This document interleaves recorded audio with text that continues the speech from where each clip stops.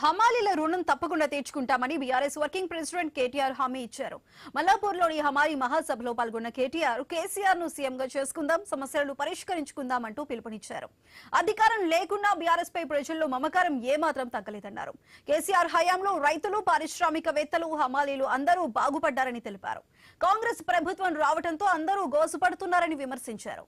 సాగునీళ్లిస్తే రైతులకు యూరియా ఇవ్వాలి, పంటలకు మద్దతు ధర ఇవ్వాలన్నారు. బోనస్ ఇవ్వాల్సి వస్తుందని రేవంత్ సర్కార్ దురాలోచనగా ఉందన్నారు. అందుకే కన్నెపల్లి పంపులను ఆన్ చేయటం లేదంటూ కేటీఆర్ ఆరోపించారు. మొత్తం రేటు పడిపోయింది, మొత్తం పొట్టు అయింది పరిస్థితి అని చెప్పిన మాట నేను సార్ దగ్గర దాకా పోయి చెప్తే ఒకసారి తప్పకుండా కలుద్దాం, హమాలీల సమస్యలు ఏంటి అని అడిగిండు సార్. అంటే నేనేం చెప్పినా అంటే, సార్ హమాలీల సమస్యల గురించి నేను కూడా అడిగితే సమస్యలు ఉన్నాయి, మొత్తం పోలే, కానీ కేసీఆర్ దయతోని 8 రూపాయలు ఉన్న రేట్ను 26 రూపాయలు చేసుకున్నాం, 250% పెంచుకున్నాం. 2 ఏళ్లకు ఒకసారి ఎన్నడూ లేని విధంగా గతంలో 5 ఏళ్లుంటే 2 ఏళ్లకు ఒకసారి పెంచుకున్నామని అన్న చెప్పిండు అని చెప్పిన. చాలా సంతోషం. ఇంకేమన్నా సమస్యలు ఉంటే కూడా నువ్వు చెప్పు, తప్పకుండా ఆరోగ్య భద్రత కావచ్చు, ఇంకా ఏదైనా సమస్యలు కావచ్చు, ఏమున్నా మళ్ళీ తప్పకుండా గులాబీ జెండా ఎగురుతుంది ఈ రాష్ట్రంలో. తప్పకుండా హమాలీల సమస్యలు ఒక్కటి కూడా ఇడిచిపెట్టకుండా తీర్చే బాధ్యత మనది అనే మాట కూడా నువ్వు చెప్పు అని సార్ నాకు చెప్పిండు. మరి మీకు తెలుసు, కేసీఆర్ సార్ వచ్చిన తర్వాత, తెలంగాణలో మన ప్రభుత్వం వచ్చిన తర్వాత ఏ తీరుగా వడ్లు వండినాయి, ఏ తీరుగా సాగు విస్తీర్ణం పెరిగింది నాకంటే బాగా మీకే తెలుసు. ఎందుకంటే మోసటోనికి తెలుస్తుంది కష్టం, బస్తాలు మోస్తే తెలుస్తుంది కష్టం తప్ప డైలాగులతోని పంచ్ డైలాగులతోని ఏమి కాదు. మీరేమో కేసీఆర్ సార్ వచ్చినాక బస్తాలకు బస్తాలు, పుట్లకు పుట్లు వడ్లు మీరు మోసిండ్రు. మరి రాష్ట్రంలో ప్రజలకు బువ్వ పెట్టే విధంగా, దేశంలో ప్రజలకు బువ్వ పెట్టే విధంగా అటు రైతన్న కష్టపడితే మరి మోసి మోసి మోసి మీ ఈపులో కాయలు కాసిన పరిస్థితి. మీరేమో బస్తాలు మోసి, వడ్ల బస్తాలు మోసి, బియ్యం బస్తాలు మోసి మీరు కష్టపడ్డారు. మరి ఇవాళ ముఖ్యమంత్రి గారు ఉన్నారు, ఆయన కూడా కష్టపడుతున్నాడు. ఏం సంచులు మోస్తున్నాడో నాకంటే బాగా మీకే ఎరక. ఏం సంచులు మోస్తున్నాడో, యాడికి మోస్తున్నాడో మీకే ఎరక. ఆయన పాపం మోసి మోసి కష్టపడుతున్నాడు. ఆయన కూడా బస్తాలు మోసి మోసి ఢిల్లీలో ఉన్న పెద్దల కోసం పైసల సంచులు మోసి మోసి అవస్థ పడుతున్నాడు, ఆగమైతున్నాడు. ఆయన ఆగమైతే అయ్యిండు, కానీ రాష్ట్రాన్ని ఆగం చేస్తున్నాడు. నిన్ననే మేమందరం గౌరవ శాసనసభ్యులందరం కూడా అందుబాటులో ఉన్న వాళ్ళందరం కన్నెపల్లి పంప్ హౌస్ కాడికి పోయినాం. కాళేశ్వరం ప్రాజెక్టు ఎక్కడనైతే ఇవాళ మేడిగడ్డ బ్యారేజ్ ఉన్నదో అవతల 10 కిలోమీటర్ల యువతలకి కన్నెపల్లి పంప్ హౌస్ ఉన్నది. ఆడపోయి చూసినాం. దేశమంతా రాష్ట్రమంతానేమో వర్షాలు లేవు.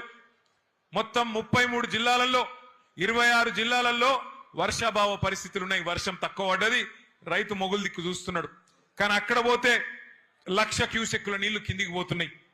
ఎందుకంటే KCR sir project, Kaleshwaram project ఎక్కడ కట్టిండంటే, మొత్తం ఎక్కడన్నా సరే కరువు ఉన్నా, వర్షం లేకపోయినా గోదావరిలో ఏ పాయింట్లనైతే నీళ్లుంటాయో గా పాయింట్ దేవులాడి లెంకులాడి అక్కడ ప్రాజెక్టు కట్టిండు. నిన్న అక్కడ పోయి చూస్తే 1,00,000 క్యూసెక్కుల నీళ్లు కిందికి సముద్రంలకు ఉత్తగానే పోతా ఉన్నాయి. అందుకే నిన్న పోయి అక్కడ విజ్ఞప్తి చేసినాం రాష్ట్ర ప్రభుత్వానికి, అయ్యా ముఖ్యమంత్రి గారు, నీకు మా మీద కోపం ఉంటే కేసులు పెట్టుకో, నీకు మా మీద కోపం ఉంటే ఏమన్నా చేసుకో, కానీ మా మీద కోపం రైతుల మీద తీయకు. ఇగో పంపు దగ్గర, కన్నెపల్లి పంపు దగ్గర 1,00,000 క్యూసెక్కులు కిందికి పోతున్నాయి.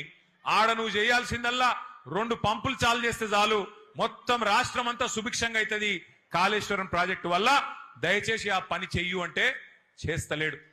ఎందుకంటే ఆయనకు తెలుసు, ముఖ్యమంత్రి గారికి ఆయనకు తెలుసు, నీళ్ళు ఇచ్చినావు అనుకో యూరియా ఇయ్యాలి, మరి యూరియా ఇస్తే పంట వండుతుంది, పంట వండితే మరి మళ్ళీ పంటలు కొనాలి, పంట కొంటే మద్దతు ధర ఇయ్యాలి, మద్దతు ధర ఇస్తే మళ్ళా బోనస్ ఇయ్యాలి.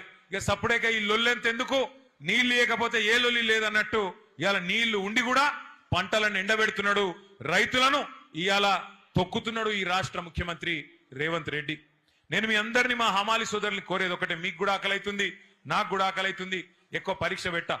ఒకటే నేను మిమ్మల్ని కోరేది, రాష్ట్ర అధినేత, రాష్ట్రాన్ని నడిపే వ్యక్తి సద్బుద్ధి కలిగిన వాడైతే, మంచి బుద్ధి కలిగిన వాడైతే రాష్ట్రంలో పేదలు గాని పెద్దలు గాని అందరూ సంతోషంగా ఉంటారు. రాష్ట్రంలో హమాలీలు గాని లేదా మిల్లు యజమానులు గాని అందరూ సంతోషంగా ఉంటారు. 10 ఏళ్లు మనం అదే చూసినాం కేసీఆర్ గారి ప్రభుత్వంలో. రైతు బాగున్నాడు, అట్లాగే పారిశ్రామికవేత్తలు బాగున్నారు. కరెంటు బాగుంటే పారిశ్రామికవేత్తలు బాగుండే, కార్మికులు బాగుండే, అంతా సుభిక్షంగా ఉండే. కానీ కొంత ఏమరుపాటుతోని, కొంత మరి మన చిన్న చిన్న పొరపాట్ల వల్ల మనం అధికారం కోల్పోయినాం. బాధపడేదేం లేదు. ఇంతకుముందు సీనన్న చెప్పింది కరెక్ట్. అధికారం పోతే పోయింది, కానీ ప్రజల్లో మమకారం తగ్గలేదు. అధికారం పోతే పోయింది, కానీ ఇవాళ కొన్ని వాస్తవాలు మనకు కూడా తెలుస్తా ఉన్నాయి. కుండ వలిగితే వలిగింది కానీ కుక్క బుద్ధి తెలిసిందని ఎవడు మనోడు ఎవడు పగోడు మనకు కూడా అర్థమైతా ఉన్నది. ఎవరైతే ఇవాళ ఈ కష్ట సమయంలో కూడా మనతో నిలబడి ఉన్నారో, 18వ ఆవిర్భావ దినోత్సవం చేసుకుంటున్నాం మేము. హమాలీలం మా గుండెల్లో